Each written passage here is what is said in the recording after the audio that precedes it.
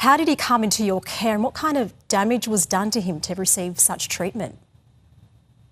Well, it's been a long 13 months. So 13 months ago, Storm came to us after a storm, which is how he got his name.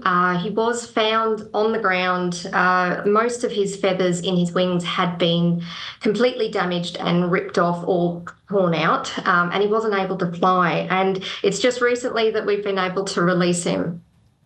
And can you talk us through the life-saving treatment he received? I understand it was quite intricate.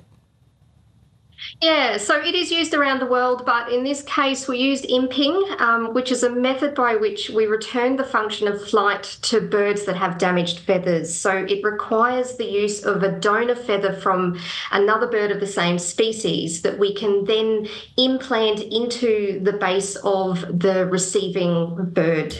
So essentially, they get replacement feathers and can immediately get their flight back.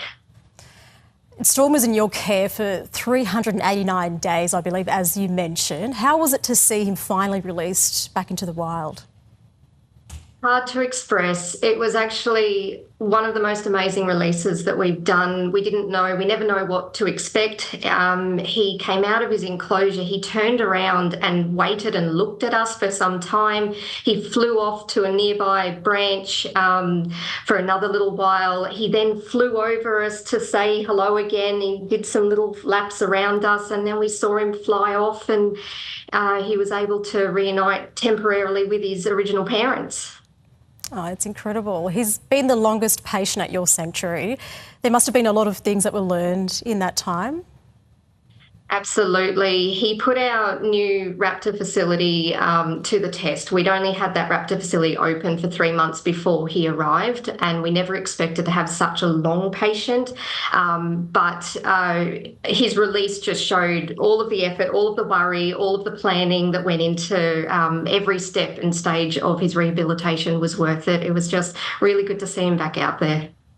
And since Storm's stay, a feather bank has been set up. Can you tell us a bit about that?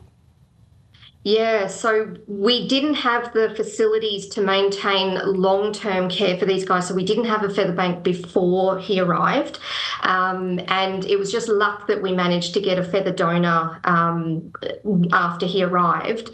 But now, any birds that, for whatever reason, do not survive their traumatic injuries, we now save those feathers in a bank, and we'll be able to use those feathers to fly again, to help other birds that might have similar injuries.